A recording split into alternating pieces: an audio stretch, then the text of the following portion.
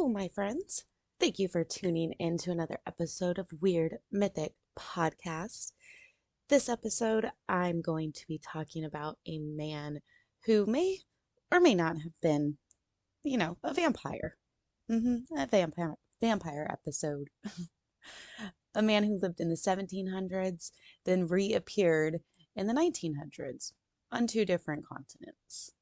But first, I want to thank my fellow podcasters for their continued support. I'm going to play a trailer from my friends over at Macabre Family Podcast. I do have their link in the show notes, so please listen and support. Hey everyone, it's me, Stephanie, the hostess of the Macabre Family Podcast. Join me and my whole Macabre family every week as we tell you all the tales of spooky, kooky, creepy, freaky, hairy, you name it, we got it at the Macabre Family Podcast. Join us every week on all listening platforms. Stay spooky. All right. Check out the show notes and tune into the Macabre Family Podcast. So as I said, this episode is a vampire episode, and I'm going to be talking about the Count of Saint Germain. I first heard of this story on another podcast about 4 years ago. I believe it was Murder, Myth, and Mystery. I honestly don't remember. It was a long time ago, but I do believe it was that one, and that is another podcast I could recommend. But that was probably the first time I heard about the story of the Count of Saint Germain. It just really stuck with me, and, let's just get started. The Count of Saint Germain was alive in the 1700s. Some records show that Germain was born in about 1710, maybe 1706 was, I think, the earliest I found one of his birth dates, and that he passed away in the year 1784. But we'll talk about his, so-called death later. Although we have those years, there's really no record of his birth. These are all guesses by scholars and people who have tried to do research to find out who the Count of Saint Germain was, like author Isabel Cooper Oakley, who believes that Germain was born in Bohemia at the end of the 17th century, and that he was the youngest son of Prince Franz Leopold Ragoski and Princess Charlotte Amelia. They were Hungarian, but at that time, it wasn't Hungary, it was still considered Transylvania, which of course always helps with the vampire theory. Author Isabel's theory states that there was a lot of turmoil in the country when Germain was a child, and his parents had to give him to the Medici family, which is just another prominent family. And that happened a lot. I talked about that in the Vlad the Impaler episode, how his dad gave up him and his brother to a family who was pretty much going to invade. It was like, here's my son's good terms, whatever. Anyways, but again, this is all speculation from a lot of scholars and authors. There's still no real records of his birth or his country of birth. Some even believe that he was of Jewish descent. Now, we first get our real introduction of the Count of Saint Germain when he worked for King Louis XV. Germain was a member of the French court somewhere between 1710 and 1774. Everyone knew the Count of Saint Germain, and everyone in the French court knew who he was, and they all believed he had noble birth. He had a huge estate with lots of money that no one ever seemed to question, but nobody could find out how he became to own it or how he got all this wealth. He was known to look very youthful, beautiful skin that just never seemed to age, and he had really dark hair. However, at this time in the 1700s, he did powder it. The King of Prussia, he was the King of Prussia from 1772 to 1786, Frederick the Great, he talked about Germain having a smile that showed magnificent teeth, had a dimpled chin, and black hair. Germain's clothes were always made with the best material. He used to wear a lot of black, but it was really nice material. Everyone noticed that also. He was a known Rosicrucian and later as a Freemason. Germain was known to have played multiple instruments, and one of them being a violin, and those who heard him play the violin were always very impressed. He could speak multiple languages: German, English, Italian, Latin, even Sanskrit, Arabic, and Chinese. And remember, he's in France at this time, so they're like, even Arabic and Chinese, that was really big. Germain was known to be ambidextrous. I hope I pronounced that correctly, which is noted in a lot of articles. And I don't have it in my notes, but I did watch this video of somebody else talking about the Count of Saint Germain. And the reason it was so, insane that he was ambidextrous was that he could write like a sentence with one hand and then a poem in the other. But that was the only time I heard that. But if that's true, that's pretty insane. Count Saint Germain would throw elaborate parties. He would invite every prominent figure to his home, where he served food and really good drinks. While his guests would eat and drink all night, Germain was never seen eating. He did have wine with him, but never seen really refilling it. While his guests would eat and drink the food provided, Count Saint Germain would talk about history. Loved to talk about history and historical events. Everyone would be so invested while he spoke about these stories that most of these people knew these stories just from historical records. But when Germain talked about these historical events, it was like he was present during that event. His peers couldn't believe the detail in some of the stories, which they all knew, while Germain seemed to have witnessed it for firsthand. People caught on to the fact that these events, some of them were at least 100 years old and some even up to 1,000 years old, that he could just recount like it all happened yesterday.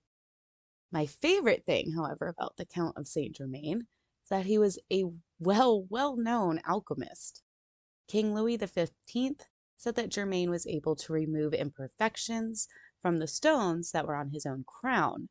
I even read in a couple articles that there was a book that was found, and it was of the Count of Saint Germain and his studies of alchemy. So, of course, I had to Google it because I was like, no, there's no way. And I'm going to have to now buy this book. And I do have a link to the book in the show notes if you want to check it out. But I also read that some of the stuff in the books hasn't even been decoded yet. But there are stories in that book of him talking about alchemy, and that's really cool. There are also stories from France of how Germain would turn the air into diamonds and take a stone and turn it into a jewel or even into gold. Now, let's consider that Germain was a known alchemist and having the ability to turn a simple stone to gold. If he could do that, who's to say that he didn't have something else that was more sought after, like in his day and even in today's life? And if anybody knows anything about alchemy, they always try to find the elixir of life, or alchemists, they always try to find the elixir of life. Those in French courts in the 1700s always mention how youthful Germain looks and how he just didn't seem to age like everyone else.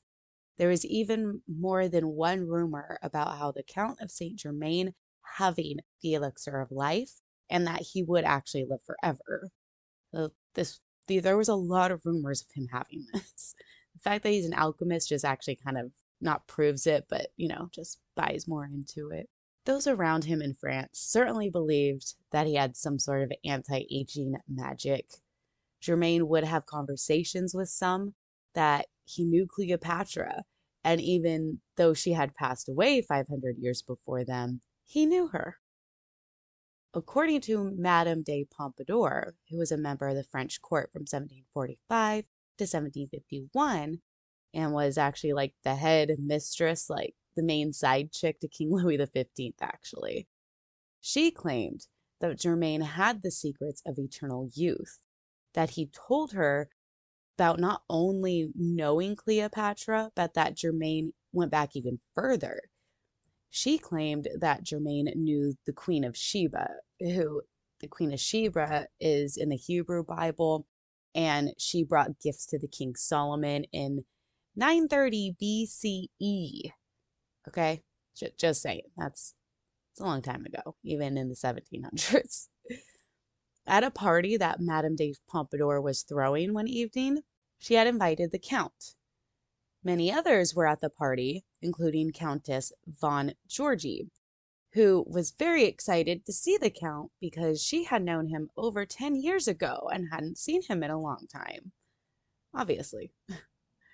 Once the two saw each other at the party, the Countess was speechless and was stating that there was no way that this could have been the same Count of Saint Germain that she knew over 10 years ago. At the time that she had known the Count, he was at the least 45 years old. And looking at him now, it didn't look like he had aged at all since the last time she had seen him. Now, the Count did react to her verbally saying this at the party by telling the Countess that no, he is the same guy and he does remember her.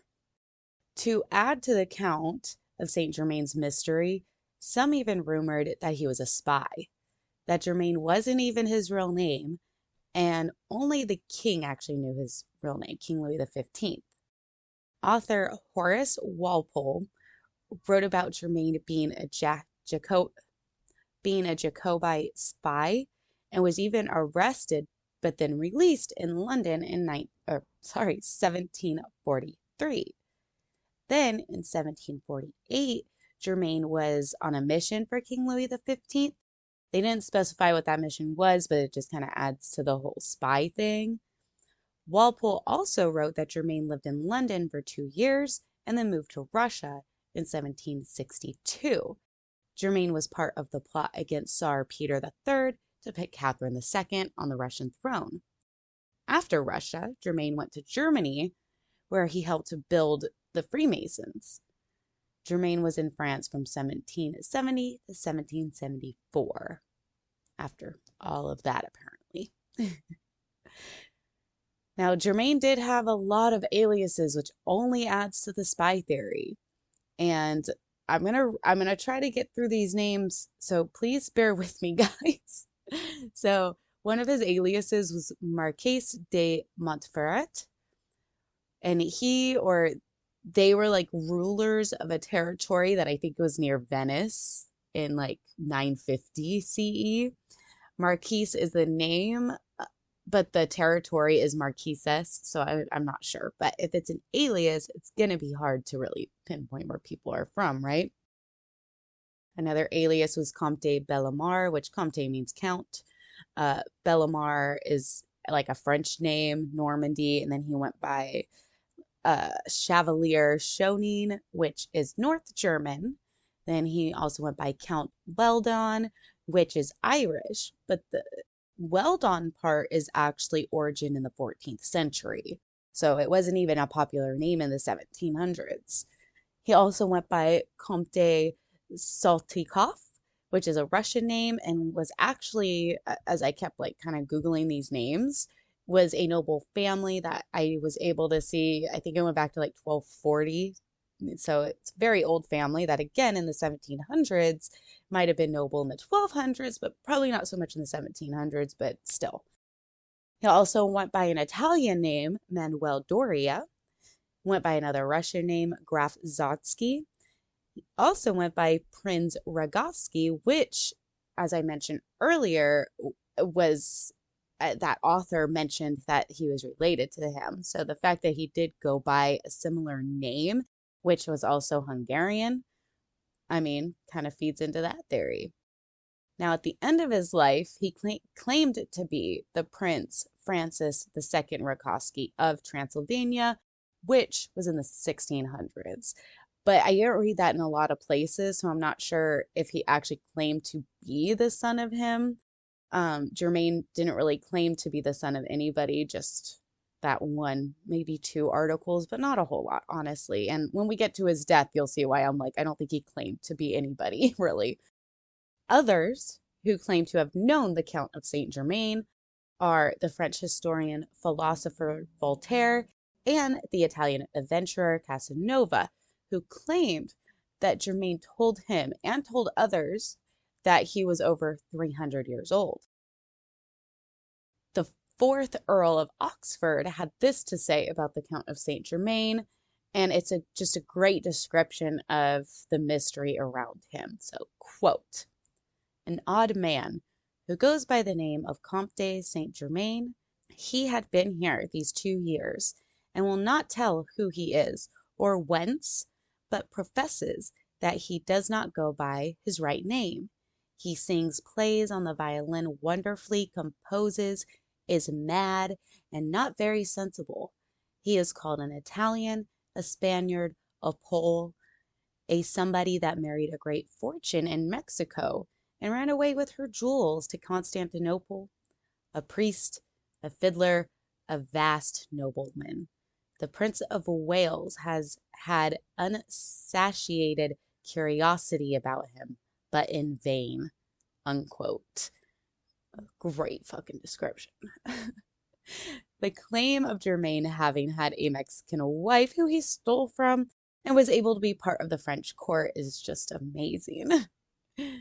So we have this man who is working for the king and involved in other prominent people in the area, and no one fucking knows where he is from or how he even became a nobleman. I did find a blog that is listed in the show notes about Germain, like his more day-to-day life though, that sort of brings the mystery like down, but still has a lot of odd questions.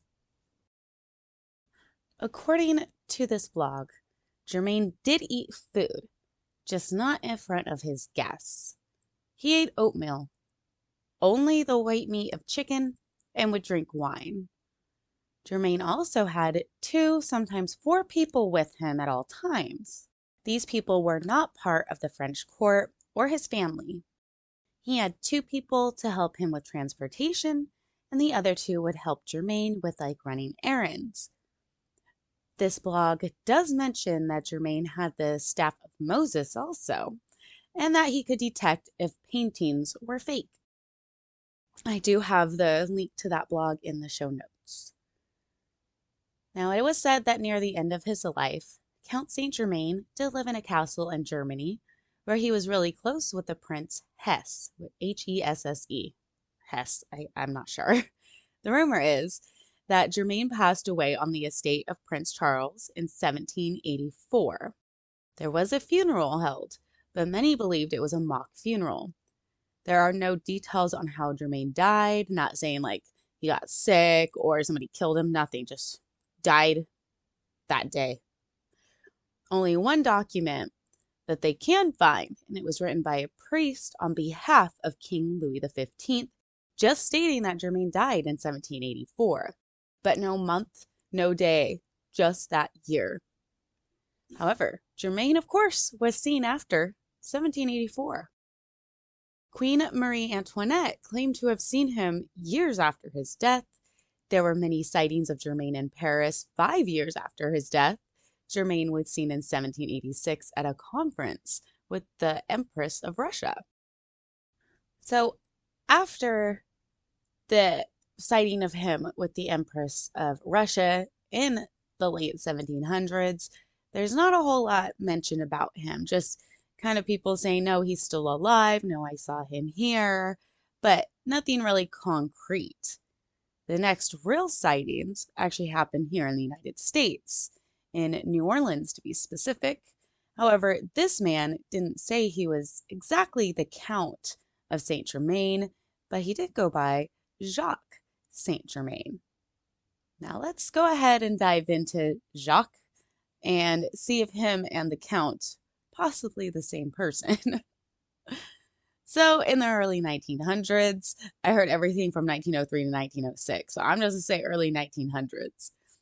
A man named Jacque Saint Germain moved to New Orleans, Louisiana from the south of France. This is coming from Jacque himself.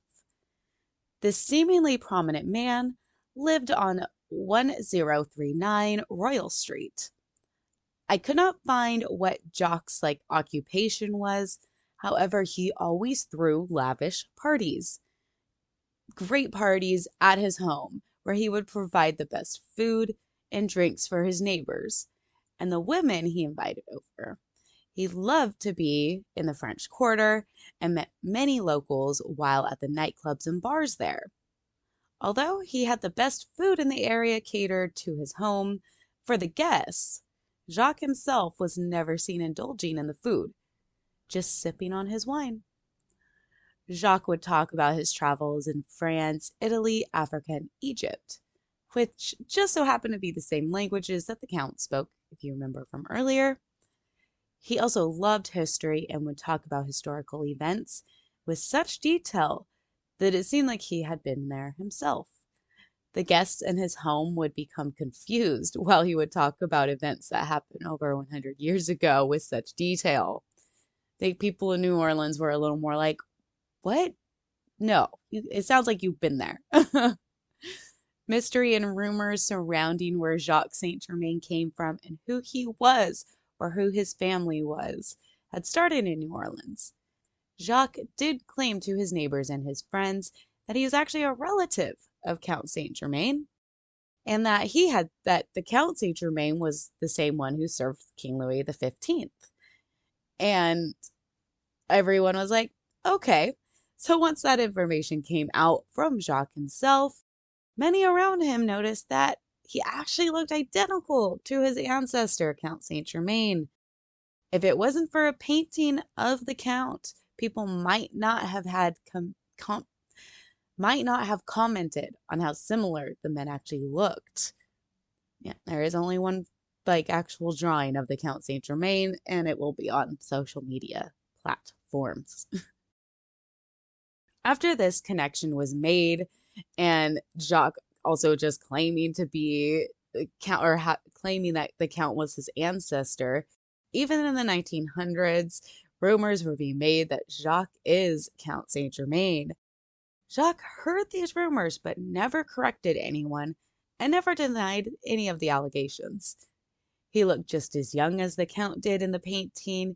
He was just as worldly and intelligent, not to mention the whole not eating food at his own parties. Many similarities were made, and none of the rumors were denied. There had been an incident, however, at the home of Jacques Saint Germain one night in 1903. Jacques was throwing one of his parties. Nothing out of the ordinary, lots of food, drink, lots of music. Of course, no one saw Jacques eat, though, just sipping on his glass of wine. At one point in the night, Jacques and a woman went upstairs, and a few moments later, the young woman was seen falling from his second story. Those walking below and those who saw the incident believe that the woman had jumped out of the second story window, trying to escape. It wasn't just her jumping, it was her running from the second story. The woman did survive the fall. She claimed that Jacques had bitten her on the neck and was only able to escape because he heard a noise at the door and got distracted. So her only way out, she wasn't going to go past him. So she, the guest said, she ran off. It wasn't just jumping, she ran to get away. Authorities were called, and she was taken to the hospital. Guests and authorities did see that the woman had an odd bite on her neck. Now, for whatever reason, maybe the authorities were buddies with Jacques, or maybe they believed the woman was just drunk and didn't know what she was talking about. But the authorities didn't even do anything that night and just asked Jacques to come to their office the next day for an interview. The next day, of course, Jacques did not talk to anyone. The cops then went to his home to question him. Jacques did not open the door, and it seemed like he just wasn't home when they arrived. The authorities made the decision to break down the door to Jacques' home. Once inside, nothing really seemed totally out of the ordinary, just that it seemed like Jacques just wasn't there. He had left all of his furniture, art, and other belongings.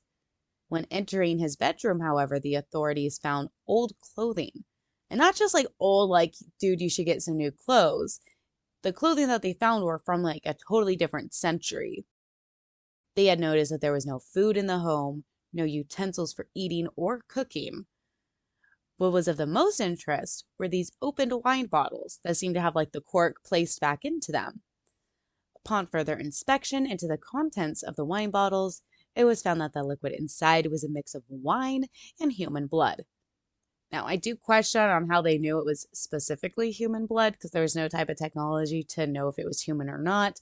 However, it tells a much better story that it was human blood mixed with wine in the bottles. Jacques Saint Germain was not seen again in New Orleans after that. So we have two men from two different centuries with very, very similar lifestyles. One is even claiming to be related to the one from 200 years ago, just before him giving into the rumors that he could possibly be him. Now, do you think this happened again after the early 1900s? And it did. In the 1970s. I couldn't find an exact date even for the 1970s, but there's this French entertainer, Richard Chanfrey. Now, he claimed to be the Count of Saint Germain. Didn't claim to be Jacques, he claimed to be the Count. And he's also French, so gives in more to that. Richard also claimed to be 17,000 years old. And in front of his friends, he had legit turned lead into gold. And he might have even done that on Spanish TV, which I do have that link below if you want to check it out. But he was a magician, so maybe he was just that good. Richard supposedly committed suicide in 1983. He was 45 years old, which is the same age that the Countess claimed that Count Saint Germain was in the 1700s. So, what do you guys think? Do you think the Count, Jacques, or even Richard were all the same person? There are other reports and rumors that Germain has been seen around or had been around since biblical times. It's just one of those stories where it's like, as I continue to do research, I had to stop because I might have to do a second episode on the Count of Saint Germain just because I kept finding little things that I'm like, huh? Like, guys, his story is great. And I really want to know what you think. Let me know if you've heard of anything similar within the last, 60, 50 years. I don't know. Let me know what you think of Count Saint Germain, Jacques Saint Germain, and don't forget to check out Macabre Family Podcast. I have their show in the notes. And also let me know what you think about this episode in the comments or send me an email at weirdmythicpodcast@gmail.com. I would love to talk to anybody who has had a paranormal story or an encounter with a cryptid. For sure would love to talk to somebody who has seen a cryptid because that's, what I like. Go to all my social medias and send me all your thoughts and feedback. Weird Mythic Podcast on Twitter, Weird Mythic Podcast on Instagram, Weird Mythic Podcast on YouTube, Weird Mythic on TikTok, and again, my email, weirdmythicpodcast@gmail.com. Bye.